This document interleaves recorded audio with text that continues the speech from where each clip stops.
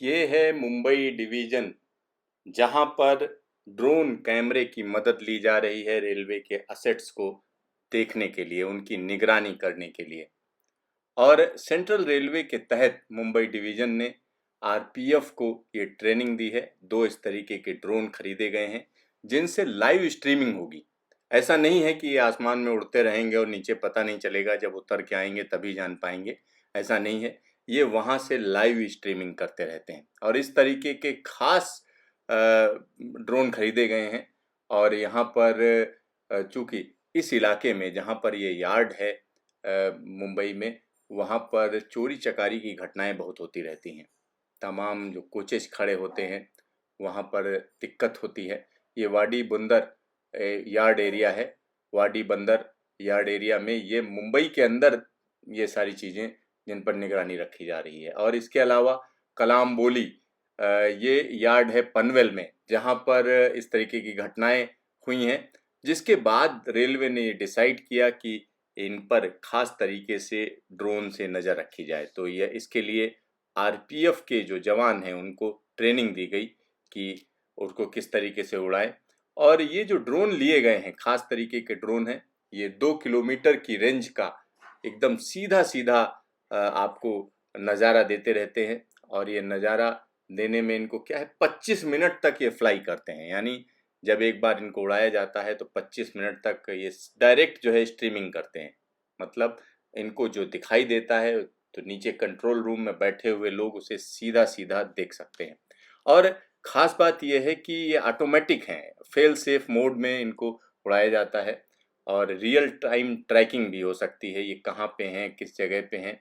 और साथ ही साथ इसमें आर्टिफिशियल इंटेलिजेंस का भी इस्तेमाल किया जा रहा है। अगर कहीं कोई मूवमेंट दिखता है, कोई ऐसी गतिविधि दिखती है कि यार्ड के अंदर कोई चोरी कर रहा है या कोई सामान लेकर भाग रहा है, इस तरीके की कोई चीज़ दिखती है तो तुरंत ये अलर्ट करेंगे।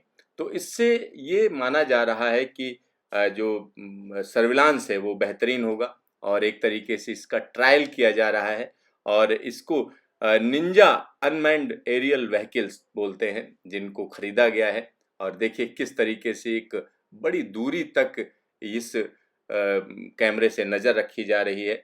और इस तरीके के तमाम यार्ड हैं जहाँ पर देश भर की अगर हम बात करते हैं, जिनके आसपास तमाम ऐसी बस्तियाँ हैं जहाँ से लोग निकलकर तमाम चीज़ों में चोरी करते हैं।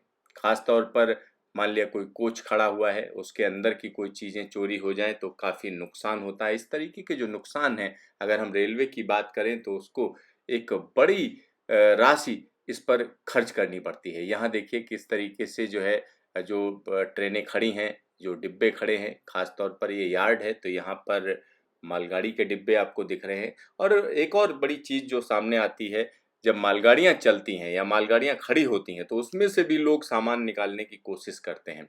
और खैर ये तो बात हुई कि कोई चोरी ना कर ले, लेकिन उन लोगों की जान की भी हिफाजत करनी है, क्योंकि अगर ऐसा कोई करता है और उस दौरान ट्रेन चल देती है तो नुकसान है।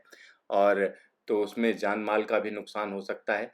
तो इसको यहाँ पर जो हम आपको नज़ारा दिखा रहे हैं, ये हम उसी ड्रोन के ज़रिए दिखा रहे हैं। और ये ख़ास बात इसलिए है क्योंकि रेलवे अमूमन इस तरीके के जो ड्रोन हैं उनको इस्तेमाल तो कर रहा है, लेकिन रियल टाइम में इस्तेमाल नहीं कर रहा है। यानी जो चीज़ें चल रही हैं उसको साथ ही साथ उस पर नज़र रखी जाए। तो इस तरीके के 2 ड्रोन खरीदे गए हैं। और आगे अगर इनको इनके रिजल्ट अच्छे रहते हैं तो इन ड्रोन्स की संख्या बढ़ाई जा सकती है। और क्राउड मैनेजमेंट में ख़ास तौर पर इसका इस्तेमाल किए जाने की अच्छी खासी संभावना रहती है। जो फेस्टिव सीजन होते हैं, जब मान लिया गणेश चतुर्थी है या इस तरीके के त्योहार हैं जिसमें स्टेशनों पर भयानक भीड़ हो जाती है, तो वो किस इलाके पर नज़र रखनी है, कहाँ पर नज़र रखनी है, कहाँ पर भीड़ बढ़ गई है, कोई गड़बड़ ना कर दे, इस तरीके की चीज़ों पर नज़र रखने के लिए ड्रोन कैमरे काफ़ी काम आएंगे। तो फिलहाल इनको एक तरीके से अपनी फ्लीट में शामिल किया है रेलवे ने, क्योंकि इसके जो मकसद है, मकसद यही है कि जो सर्विलांस सिस्टम है उसको इम्प्रूव किया जाए। साथ ही साथ ये चूँकि अनमैन्ड एरियल व्हीकल्स हैं, निंजा अनमैन्ड एरियल व्हीकल्स, तो इनके लिए खास तरीके की ट्रेनिंग ज़रूरत है। और जो लाइसेंस चाहिए वो भी रेलवे ने एक तरीके से लिया है।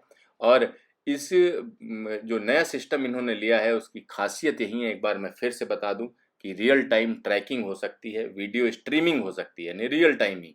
मतलब जो वो देख रहा है तुरंत कंट्रोल रूम को भेजता रहेगा।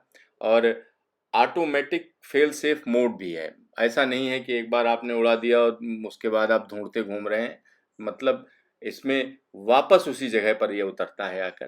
तो एक बार जब आप इसको उड़ाते हैं तो इसको नीचे से कंट्रोल रखते हैं, और इस कंट्रोल में आप तमाम चीज़ें भी देखते रहते हैं कि क्या चल रहा है क्या नहीं चल रहा है। तो आने वाले दिनों में इस तरीके की तमाम जो नई चीज़ें हैं उनको रेलवे ट्राई करेगा, और ख़ास तौर पर जो मॉडर्नाइजेशन है आरपीएफ का, उसके तहत इसको एक बड़ा कदम माना जा रहा है, क्योंकि इस तरीके के बड़े बड़े यार्ड हैं देश भर के अंदर जिनमें नज़र रखे जाने की ज़रूरत है, क्योंकि रेलवे असेट्स की सेफ्टी बहुत ज़रूरी है। यार्ड्स की सेफ्टी ज़रूरी है, वर्कशॉप्स की सेफ्टी ज़रूरी है, कारसेट्स की सेफ्टी ज़रूरी है। अगर इनका रिजल्ट अच्छा रहता है तो रेलवे निश्चित तौर पर देश के अलग अलग हिस्सों में इस तरीके के ड्रोन का इस्तेमाल करेगा निगरानी रखने के लिए। और यहाँ पर देखिए किस तरीके से निगरानी रखी जा रही है।